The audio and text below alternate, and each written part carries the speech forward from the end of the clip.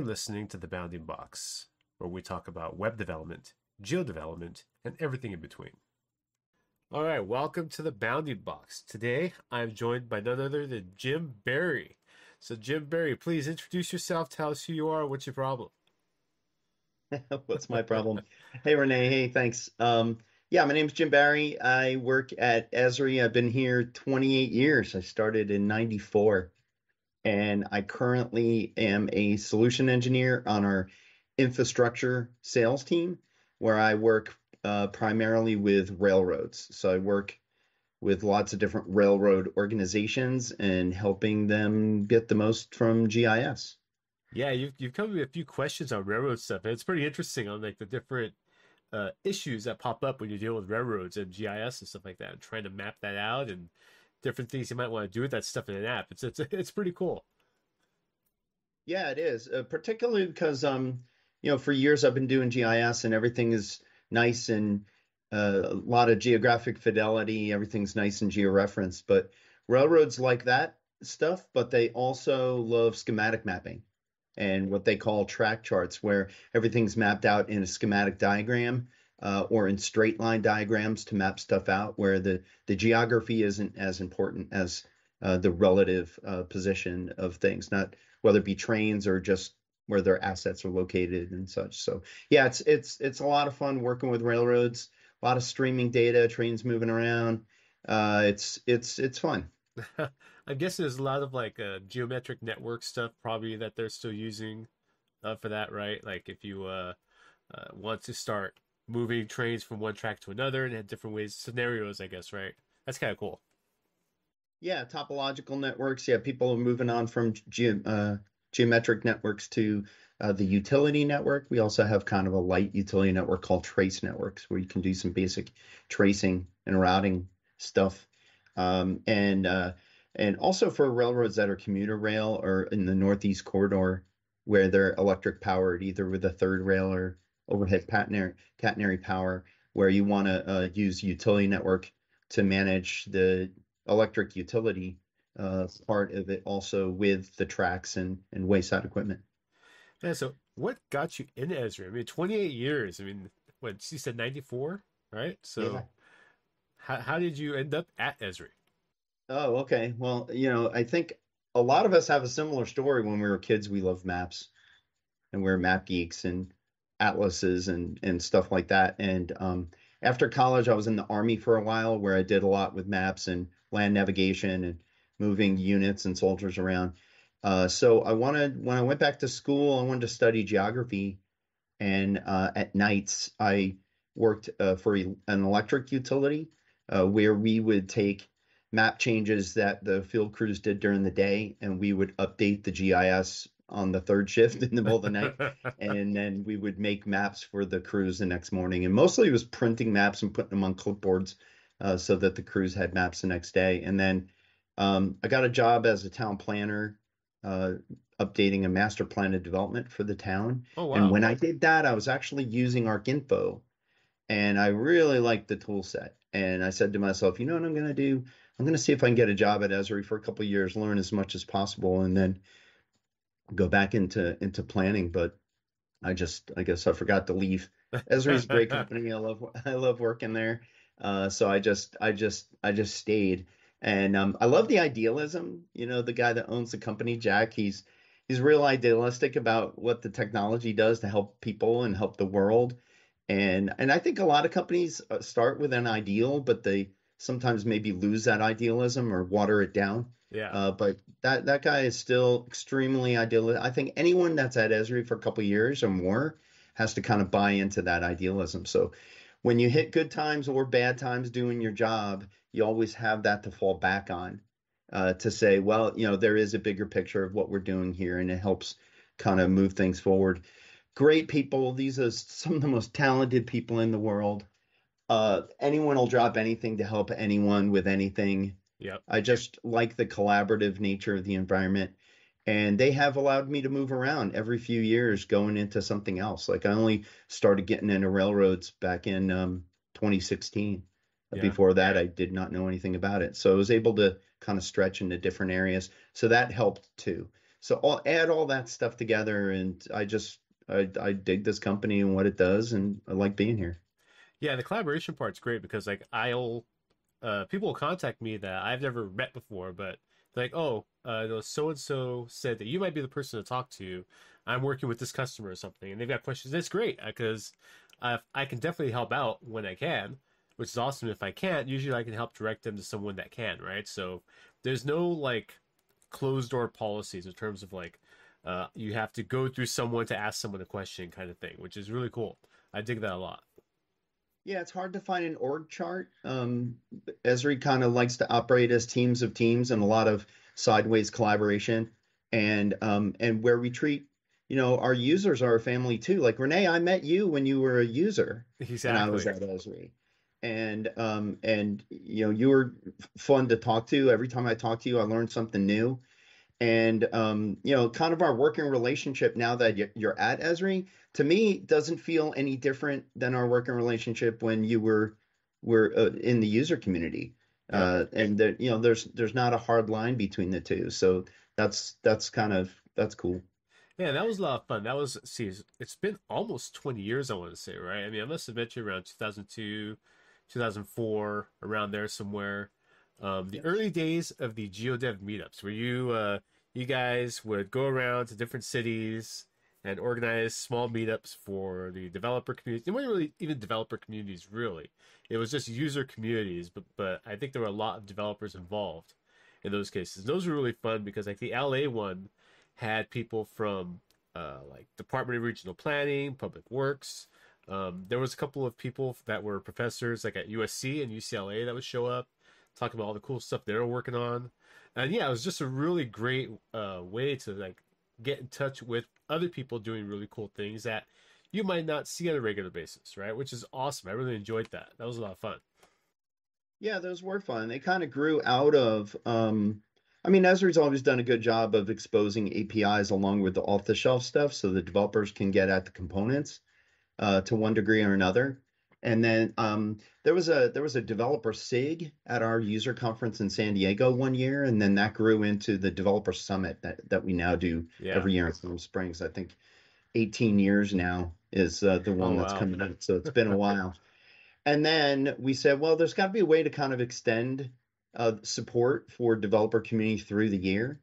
So now we have two dev summits, one in March and one in that just they held it just last week in Berlin.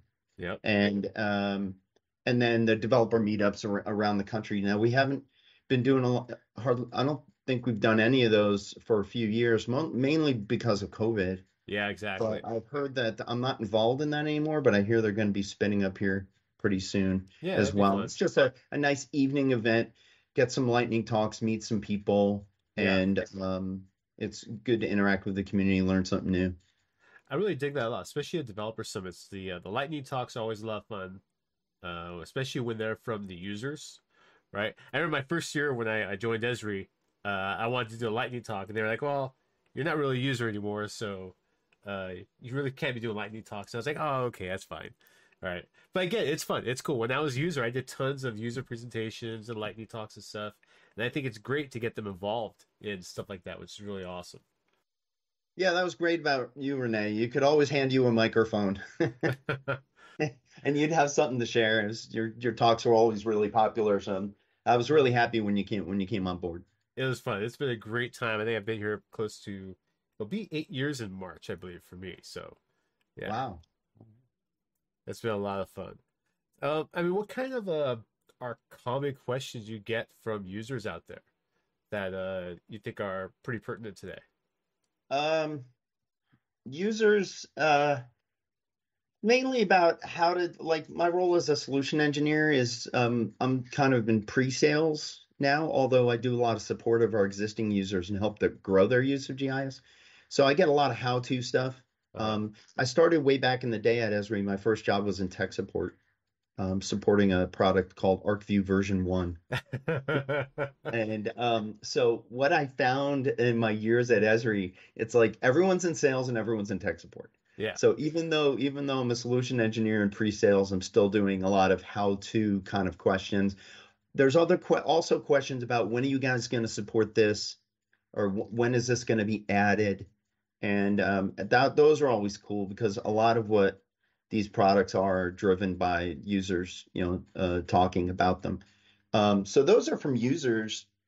I also get a lot of questions from students and folks that are interviewing for jobs kind of in the GIS space. So I have my kind of canned, quick, concise answers of things that not that I'm some like sage that knows better than everyone, but it's just these are things that I just say to myself, I wish someone had told me this. Yeah. I wish someone had given me this advice. It could have been useful. So I just want to kind of give that advice to others.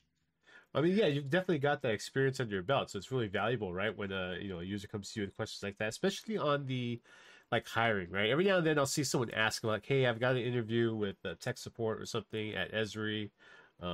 What is that like or something?" And people, there are a lot of people that move on from tech support into other roles at Esri, involved in either development or product engineers or working on different products and whatnot. So it's really a great way to get started. And the tech support folks, respect to them, they have to know a lot of different things because the questions that come through the pipeline are never easy. There's a reason that someone's calling tech support because they got a tricky question of some sort. So they definitely have to kind of have hats for all different roles when they're doing that. I do encourage, I'm a big fan of tech support because it's the fastest way to learn the most because you learn what it's supposed to do. You also learn the various ways that it breaks Yeah. and how to get around those things. So, you probably learn 40 things in a week that just being out using the software, you might learn two or three. And then, but because it ends up being a lot of folks, it's kind of an entry level position, so they get intimidated saying, how can I know more about these people that are calling me that have been using this for many years? And I would always tell them it's not your job to know more. It's your job to get to the right resources and to do troubleshooting and be a good Yeah, communicator. And exactly. just stick with them. Just let them know, stick with them until the problem is resolved in some way. And that automatically puts you a few steps forward. But when folks, yeah, Renee, people ask me the same thing about interviewing. And I've hired a lot of people at Esri, and the resumes come in that are just laundry lists of software and acronyms and certifications and all the hard skills, which are important. But I tell people, the soft skills are at least as important, Yeah. um, because when you sit across from an interviewer, communication is there. Want to get the feel for how can you learn, because your hard skills are perishable. It's Yeah. more about, are you going to be able to learn new stuff? And then I said, if you remember nothing else, remember this piece that I'm about to tell you now, that when you're sitting there across from someone interviewing you, the question that's in their mind is this person going to make my life easier or harder? Yeah. So everything you tell them, just try to impress upon them that what skills and what abilities you bring to the table that's going to make things easier, not only the person that you're interviewing with, but for the team. Yeah, exactly. And I think that's something people need to keep in mind too, is that you're not just when you're interviewing in for a role, you're not just interviewing for the role, you're interviewing for a role on the team. And most of all, when I end up doing interviews, and everyone does them slightly differently, but I'm really more interested in, are you going to be able to learn? And I'd much rather have someone tell me, straight up that they don't know something, but guide me in how they would figure it out. I'm really much more interested in how are you going to get the answer at some point down the road. That's mostly what I'm looking for in that case. Yeah, I mean, those kind of skills never perish. Yeah. Some API you're using, that skill is going to perish, but the skills of figuring out where the resources are, how to find the right person, how to build the right relationships. So that's why you end up seeing a lot of tech support people then filter out throughout the rest of Esri as their careers move on because, well, they're a known quantity. They know the product, they know how to solve problems, and it's just a natural growth path for a lot of folks. Awesome. Awesome. All right, Jim, I want to be respectful of your time here, but if you have any tips or tricks for listeners out there, anything at all, doesn't have to be GIS related whatsoever if you don't want to. Uh, yes.